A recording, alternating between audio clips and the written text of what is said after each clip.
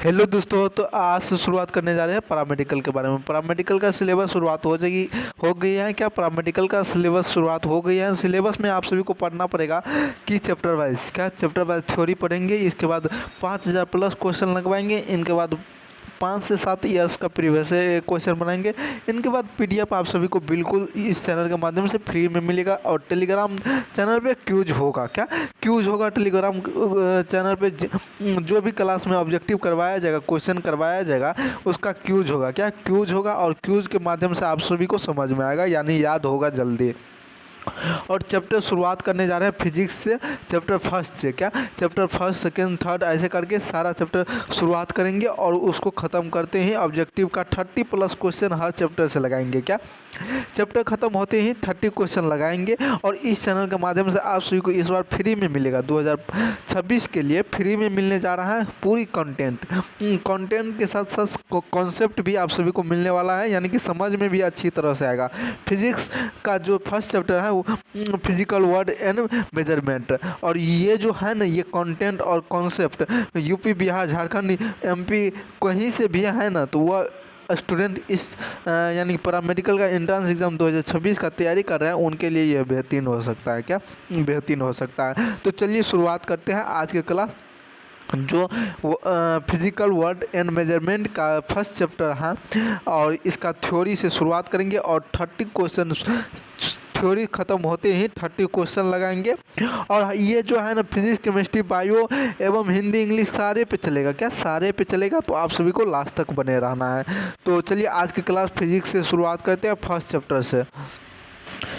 तो first chapter आपके सामने खुल के आ गया। फर्स्ट चैप्टर कहता है भौतिक जगत क्या होता है, फिजिकल वर्ल्ड क्या होता है। यह एक अध्ययन करना पड़ता है। विज्ञान में जो जितने भी प्राकृतिक में घटना घटती है, प्राकृतिक मतलब अपने इन्वायरमेंटल में, यानी कि अपने आसपास की दुनिया में, तो वह उनके द्वारा समाज में जो संबंध बनता है, यानी कि जो अपने आसपास के आदमियों में संबंध बनता है, वो व्याख्या करता है, वही भौतिक जगत कहलाता है। मतलब ये थ्योरी लैंग्वेज से यह हुआ कि यह भौतिक की, वह विज्ञान की, प्राकृतिक या उनके द्वारा समाज पर संबंध की व्याख्या करता है, वह भौतिक जगत कहलाता है, फिजिकल वर्ल्ड कहलाता है। आप सभी को समझ में आ गया होगा। तो चलिए भौतिक विज्ञान क्या होता है उनके बारे में समझते हैं।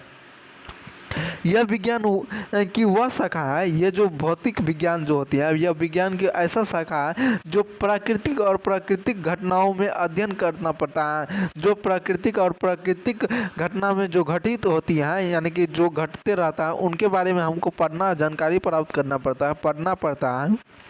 इसका उद्देश्य प्राकृतिक में होने वाली घटनाओं का समझना, इसका उद्देश्य होता है। यानी कि भौतिकी का उद्देश्य होता है प्राकृतिक में जितना भी घटना घटती है ना, उनके बारे में समझना और उनसे कुछ मूलभूत नियमों के आधार पर समझा जाता है। यानी कि भौतिक विज्ञान को किस तरह से घटता है, उनको कई मूलभूत नियमों पर समझना पड़ता है। कुछ नियम है उस पर समझना पड़ता है। तो भौतिकी का कार्य क्षेत्र क्या क्या होता है, भौतिकी का जो कार्य क्षेत्र होता है यह क्या क्या होता है। इसमें स्थूल मतलब माइक्रो और सूक्ष्म मतलब माइक्रो और माइक्रो दोनों में अंतर है। यह माइक्रो ऐसे लिखा जाता है, माइक्रो, और ये माइक्रो ऐसे लिखा जाता है, माइक्रो ऐसे। तो माइक्रो और माइक्रो दोनों में अंतर है। दोनों प्रकार के कार्य क्षेत्र होता है। इस प्रकार का भी कार्य क्षेत्र, मतलब अपने एनवायरमेंटल में, अपने प्राकृतिक में जो भौतिक घटना घटती है या प्राकृतिक रूप से घटना घटती है, उनके लिए दो तरह से अध्ययन किया जा सकता है। पहला स्थूल कार्य क्षेत्र, दूसरा सूक्ष्म कार्य क्षेत्र। तो स्थूल कार्य क्षेत्र क्या होता है, इनमें यांत्रिक और ऊष्मागतिकीय और प्रकाशीय और विद्युत गतिकीय के जैसे विशेष शामिल हैं, यानी कि इनके बारे में अध्ययन करना पड़ता है। स्थूल कार्य क्षेत्र में यांत्रिकी और ऊष्मागतिकी, प्रकाशीय और विद्युत गतिकी, मतलब कि आप थर्मोडायनामिक्स यानी ऊष्मागतिकी, ऊष्मा में कैसे स्पीड बढ़ता है, गति आता है। इनके बाद प्रकाश के जो किरणें होती है उनके माध्यम से क्या क्या चेंज होता है, विद्युत गति के यानी कि इलेक्ट्रिसिटी में क्या क्या चेंज होता है उनके बारे में स्थूल कार्यक्षेत्र में पढ़ना पड़ता है। ये पैरामेडिकल के लिए बेहतरीन हो सकता है। ये सिलेबस से अगर आप सभी पहले थ्योरी पढ़ते हैं, उनके बाद क्वेश्चन लगाते हैं, उनके बाद आप सभी आगे की स्टेप बढ़ते हैं, तो आप सभी को अच्छा से पढ़ने में मज़ा आने वाली है। यानी पढ़ने में मज़ा तो छोड़िए, आप सभी को समझ में भी अच्छी तरह से आएगा और उससे एग्ज़ाम क्वालिफाई करने में मदद मिल सकता है। अगर आप सभी पहले थ्योरी पढ़ते हैं, उनके बाद आप सभी क्वेश्चन लगाते हैं, सेट लगाते हैं, या 30 क्वेश्चन इस चैनल के माध्यम से हर वो चैप्टर खत्म होते ही मिलेगा, तो आप सभी को हाँ समझ में आएगा। उससे रिलेटेड यानी 30 क्वेश्चन जो पढ़ेंगे वो आप सभी के एग्ज़ाम से रिलेटेड रहेगा। क्या आप सभी को एग्ज़ाम से रिलेटेड रहेगा? तो इस चैनल के माध्यम से इतना सारे इस बार 2026 के लिए कॉन्सेप्ट मिलने वाला है और कंटेंट भी मिलने वाला है। इन सारे के बारे में समझाया जाएगा और समझाने के बाद आप सभी को दिया जाएगा। पहले क्लास चलेगी, क्लास ख़त्म होते ही पीडीएफ यानी कि पीडीएफ पूरा नोट्स खत्म होते ही आप सभी को ये पीडीएफ मिल जाएगा टेलीग्राम ग्रुप में। टेलीग्राम ग्रुप का लिंक अबाउट सेक्शन में है। तो चलिए, सूक्ष्म का क्षेत्र क्या होता है? इसमें परमाणु, अणु और नाभिक के स्तर पर होने वाली घटनाओं का अध्ययन करना पड़ता है। परमाणु मतलब एटम, अणु, नाभिक के स्तर पे जितना भी घटना घटती है उनके बारे में पढ़ना पड़ता है। क्या पढ़ना पड़ता है? और प्राकृतिक में मूलभूत भौतिकी की 4 मूलभूत अवस्था होते हैं। भौतिकी का जो होते हैं 4 मूलभूत बल, यानी बल मतलब फोर्स माने गए हैं। भौतिकी में सूक्ष्म काल क्षेत्र में 4 बल माने गए हैं। तो 4 बल कौन कौन सा है? इसमें जो है ना परमाणु, अणु, नाभिक के बारे में पढ़ना पड़ता है। ये नीचे इसी कंटेंट में नीचे लिखा गया है कि सूक्ष्म क्षेत्र किसे कहते हैं। अभी तो पढ़े हैं सूक्ष्म क्षेत्र में क्या क्या पढ़ना पड़ता है, क्या क्या अध्ययन करना पड़ता है। तो चलिए, मूलभूत बल कौन कौन सा है? पहला है गुरुत्वाकर्षण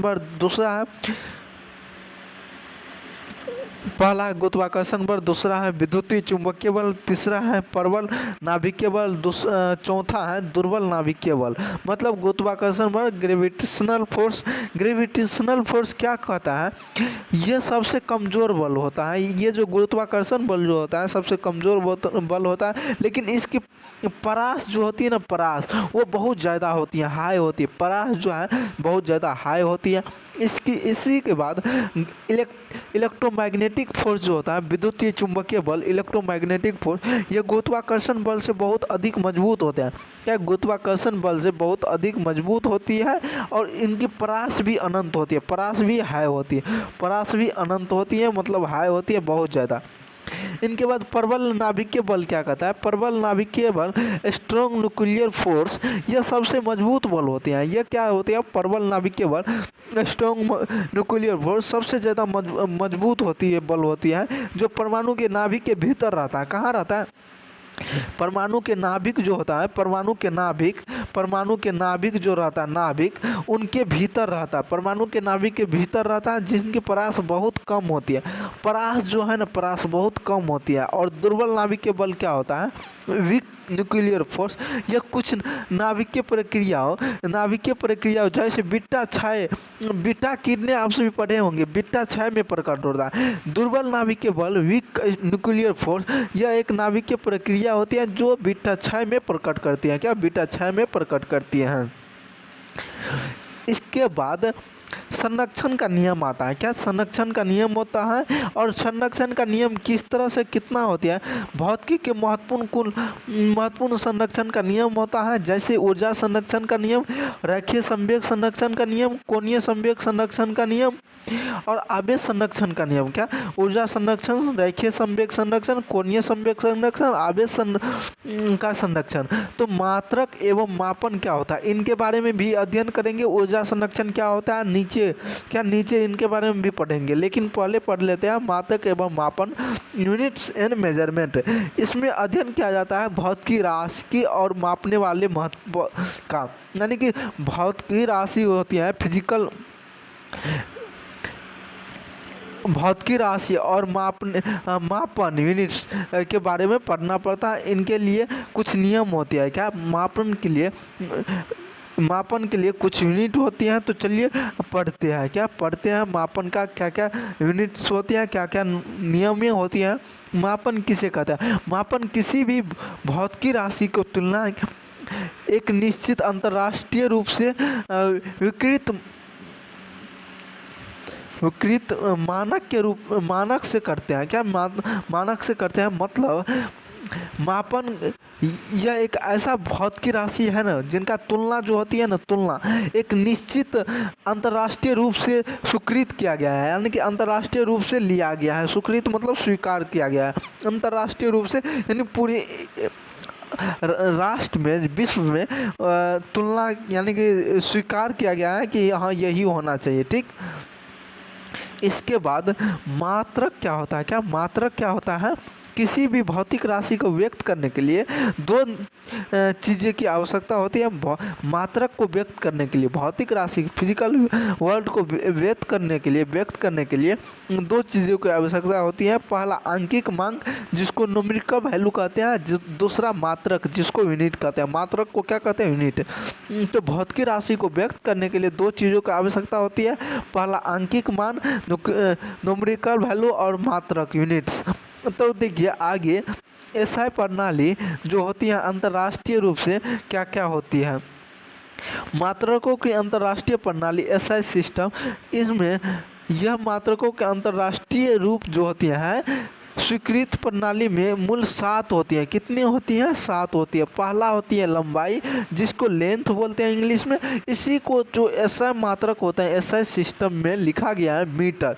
क्या एसआई यूनिट जो होती है मीटर होती है, जिनको एम से लिखते हैं। क्या मीटर को एम से लिखते हैं? क्या चीज़ से लिखते हैं? एम से।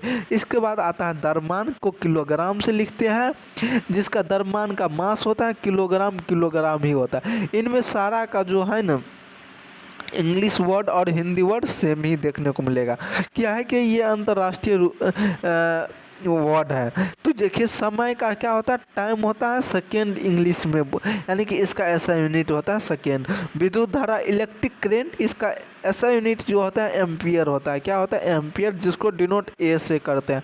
क्या चीज़ से? ए से। सेकेंड को एस से, किलोग्राम को केजी से, मीटर को एम से। इसके बाद तापमान को टी, केल्विन को के से, तापमान को टी से, टेम्परेचर जिसको टी से डिनोट करते हैं, केल्विन को के से डिनोट करते हैं। इसके बाद पदार्थ का मोल, एटम ऑफ सब्सटेंस जो होते हैं, अमाउंट ऑफ सब्सटेंस जो पदार्थ की मोल होती है जिसको मोल से डिनोट करते हैं। मोल का मोल ही लिखते हैं। क्या मोल का मोल ही लिखते हैं। ज्योति तीव्रता, ल्यूमिनस इंटेंसिटी जिसको कैंडला बोलते हैं, कैंडला को क्या चीज़ से डिनोट करते हैं? सी से डिनोट करते हैं। इसके बाद ये आपका 7 जो होता है ये एक अंतर्राष्ट्रीय ऐसा यूनिट है, ऐसा प्रणाली है, ऐसा सिस्टम है। इसके बाद विमीय विश्लेषण कैसे, यानी कि डायमेंशनल एनालिसिस कैसे किया गया है, चलिए ये देखते हैं। डायमेंशनल के बारे में विशेष जानकारी कैसे प्राप्त किया है। विशेष विमीय विश्लेषण मतलब कि बेहतरीन तरीका से समझना। विश्लेषण मतलब जानकारी प्राप्त करना, बेहतरीन तरह एनालिसिस करना, किसी चीज़ के बारे में अध्ययन करना। विश्लेषण मतलब किसी चीज़ के बारे में अध्ययन करना, ये होता है। ओके, तो इसका उपयोग किसी भी भौतिक समीकरण को शुद्धता की जांच करने के लिए, विमीय विश्लेषण जो होता है किसी भी भौतिक समीकरण को शुद्धता की जांच करने के लिए उपयोग किया जाता है और इनकी भौतिक राशियां के बीच संबंध स्थापित के लिए किया जाता है। यानी कि भौतिक राशियां में किस तरह से संबंध हैं उनके बारे में जानकारी प्राप्त करने यानी विश्लेषण करने के लिए किया जाता है विमीय विश्लेषण का उपयोग।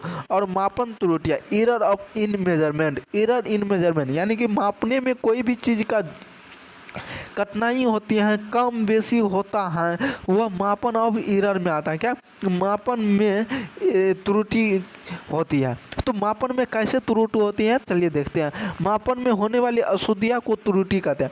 मापन में अगर 1 ग्राम भी कम होगा ना, कोई चीज़ 1 ml भी कम होगा ना, तो वह त्रुटि हुआ। क्या हुआ? वह त्रुटि हुआ। यही कहता है मापन में त्रुटि। मापन में होने वाली अशुद्धियों को त्रुटि कहते हैं। कोई भी चीज़ थोड़ा भी त्रुटि यानी कि अशुद्धियाँ हुआ तो वह त्रुटि होगी। जिनमें निरपेक्ष रूप से त्रुटि आएगी, सापेक्ष रूप से त्रुटि आएगी और प्रतिशत रूप से त्रुटि आएगी। तीनों रूप से त्रुटि आने वाली है, निरपेक्ष, सापेक्ष और प्रतिशत। यानी निरपेक्ष मतलब कि बिना कुछ देखे समझे आ जाएगा, और सापेक्ष मतलब कि हाँ जानते हैं इसमें त्रुटि आएगा, हाँ जानते हैं, थोड़ा कम है दे दिए, थोड़ा ज़्यादा है दे दिए, यह सापेक्ष रूप से हुआ। प्रतिशत रूप से भी त्रुटि होता है। क्या प्रतिशत रूप से त्रुटि होता है? किसी को देना है 89%, किसी को दे दिए 88%, तो ये त्रुटि हुआ। 88.88% दिए, 88.99% दिए, ये भी त्रुटि के रूप में देखा जाएगा। क्या ये भी त्रुटि के रूप में देखा जाएगा? ये बिहार मेडिकल, झारखंड पैरामेडिकल एवं अन्य बोर्ड के पैरामेडिकल एंट्रेंस एग्जाम में ये चैप्टर आता है, तो इसलिए यूपी पैरामेडिकल ये सारे के लिए है। क्या सारे के लिए? कोई राजस्थान से पैरामेडिकल कर रहा है, कोई जिसका राजस्थान घर है वह राजस्थान से कर रहा है, जिसका दिल्ली घर है वह दिल्ली से पैरामेडिकल कर रहा है। लेकिन बात करें ये किसके लिए है, तो ये सारे पैरामेडिकल स्टूडेंट के लिए है जो पैरामेडिकल एंट्रेंस एग्जाम की तैयारी करते हैं, उनके लिए। ओके, तो चलिए अब सार्थक अंक पढ़ते हैं। क्या? Significant figure. सार्थक अंक, सिग्निफिकेंट फिगर क्या होता है, चलिए जानते हैं। सार्थक अंक किसी भी मापन में विशेषणीय अंक होती हैं जो इन्हें किसी मापन की सटीकता को दर्शाने के लिए किया जाता है उपयोग। यानी कि किसी भी चीज़ को मापते हैं ना, उनकी सटीकता मतलब कि कम, जैसे केल्विन को के से लिख दिया, टेम्परेचर को टी से लिख दिया, ये सटीकता रूप हुआ। इसी तरह हुआ सार्थक अंक। सार्थक अंक किसी भी मापने वाले विशेषीय अंक होते हैं, यानी कि कोई भी एक ऐसा विशेषीय अंक होते हैं जिन्हें मापने के लिए सटीकता को दर्शाता है, उपयोग किया जाता है। तो चलिए अब जो पढ़े थे इनका सार्थक अंक जो अभी पढ़े डिफिनीशन, इनका नीचे आप सभी को नियम भी देखने को मिलेगा किस तरह से यूज किया जाता है सिग्निफिकेंट फिगर का। तो चलिए अभी पढ़ते हैं स्थूल एवं सूक्ष्म के बारे में। तो पहले इनसे पहले पढ़े थे स्थूल। तो स्थूल क्या होता है, इसमें बड़े पैमाने पे पर होने वाली घटना का अध्ययन किया जाता है। जैसे कि पत्थर का गिरना, पत्थर अगर गिरता है, ग्रहों की गति, उष्मा का प्रभाव। जैसे आप सभी पढ़े थे यांत्रिकी, पिछले क्या पढ़े थे पीछे, यांत्रिकी, ग्रहों की गति, मतलब यहाँ पे उष्मा का प्रभाव, मतलब उष्मा का प्रभाव मतलब उष्मागतिकीय, और प्रकाश का व्यवहार मतलब प्रकाश के, ग्रहों की गति जैसे यांत्रिकी, ये सब पढ़े हुए थे आप सभी ऊपर में। इनके बारे में अध्ययन करना पड़ता है। क्या? इनके बारे में अध्ययन करना पड़ता है। तो चलिए सबसे पहले देखते हैं यांत्रिकी क्या होता है, उष्मागतिकीय क्या होता है, और विद्युतीय गतिकीय क्या होता है। क्या? विद्युतीय गतिकीय क्या होती है। यांत्रिक, जिनको मैकेनिक्स बोलते हैं इंग्लिश में, यह न्यूटन के गति के नियम पर आधारित है। यांत्रिकी जो होती है यह न्यूटन के गतियों पर आधारित है। न्यूटन के नियम कितने होते हैं? न्यूटन के गति का नियम 3 होती हैं। इन्हीं तीनों पे आधारित है यांत्रिकी। यह पिंडों की गति और उन पर लगने वाले बलों का अध्ययन किया जाता है। यांत्रिकी मतलब हुआ पिंड पे कितना जोर से गति कर रहा है, कितना स्पीड से चल रहा है, और उन पे कितना फोर्स लग रहा है, बल लग रहा है, कितना फोर्स लग रहा है, तो वो चल रहा है। क्या? वो स्पीड में है, वो एक मूवमेंट में है। तो इसके बारे में अध्ययन यांत्रिकी में करना पड़ता है। क्या? यांत्रिकी में करना पड़ता है। और देखो उष्मागतिकी क्या होती है, थर्मोडायनामिक्स। इसमें उष्मा, कार्य और ऊर्जा के बारे के बीच का संबंध को जानकारी प्राप्त करना पड़ता है, समझनी पड़ती है। उष्मा किस तरह बनी है, कार्य कैसे होती है, ऊर्जा क्या होती है, इसका पूरी डिटेल में क्लास आएगी उष्मागतिकी, थर्मोडायनामिक्स। फिजिक्स में अलग से आएगी, केमिस्ट्री में अलग से आएगी।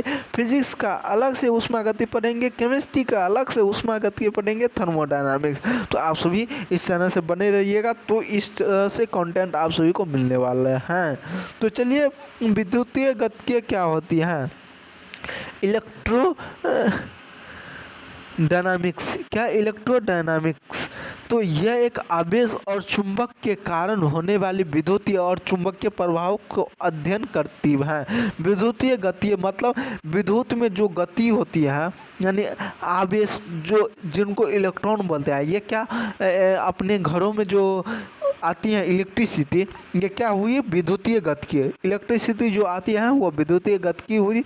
इलेक्ट्रोडायनामिक्स हुई, जो चुंबक के कारण होने वाले विद्युत के चुंबकीय प्रभावों का अध्ययन करनी पड़ती है। इनमें चुंबकीय प्रभावों का अध्ययन करनी पड़ती है। प्रकाश की क्या होती है, ऑप्टिक्स। यह प्रकाश और उनके प्राकृतिक जैसे परिवर्तन अपवर्तन का अध्ययन करना पड़ता है। ऑप्टिक्स एक चैप्टर है फिजिक्स में, ऑप्टिक्स आएगी तो इनके बारे में बढ़िया से डिस्कशन करेंगे, बढ़िया से पढ़ेंगे। प्रकाश और प्राकृतिक में कैसे कैसे घटना ऑप्टिक्स का यूज है, और परावर्तन कैसे होती है, अपवर्तन कैसे होती है, परावर्तन किसे कहते हैं, अपवर्तन किसे कहते हैं, परावर्तन का कितना नियम है, अपवर्तन का कितने नियम है, परावर्तन किस तरह से अध्ययन करेंगे, अपवर्तन किस तरह से अध्ययन करेंगे, ये पूरी जानकारी ऑप्टिक्स के चैप्टर में पढ़ने वाले हैं। इतना आप सभी पढ़ते हैं तो आप सभी के एग्जाम के लिए बेहतरीन हो सकती है थ्योरी। अगर आप सभी थ्योरी पढ़ लेते हैं तो आप सभी को क्वेश्चन बनना आसान हो जाएगा। क्या क्वेश्चन बनना आसान हो जाएगा, इसीलिए आप सभी इग्नोर मत करिएगा आप सभी थ्योरी को। काहे कि थ्योरी जब तक आप सभी कम से क्लियर नहीं होगा तब तक आप सभी को कोई भी एंट्रेंस एग्जाम निकलेगा नहीं। कोई भी एंट्रेंस एग्जाम निकलने से पहले आप सभी को थ्योरी बेहतरीन से पढ़ना पड़ेगा। जैसे कि आप सभी देख सकते हैं जेईई मेंस का जो तैयारी करता है, नीट का जो तैयारी करता है, उनको सबसे पहले थ्योरी पढ़ना पड़ता है। अगर थ्योरी नहीं पढ़ेगा, कॉन्सेप्ट क्लियर नहीं होगा तो उनसे कैसे क्वेश्चन बनेगा, ऑब्वियसली नहीं क्वेश्चन बनने वाली है। तो सबसे पहले थ्योरी पढ़ना पड़ेगा। जैसे अभी स्थूल पढ़े थे, माइक्रो पढ़े थे, माइक्रो के अंदर 4 गो चीज़ पढ़े, यांत्रिकी पढ़े, विद्युतीय गतिकी पढ़े, प्रकाशिकी पढ़े, थर्मोडायनामिक्स पढ़े, उष्मागतिकी पढ़े, ये सारे चीज़ पढ़े।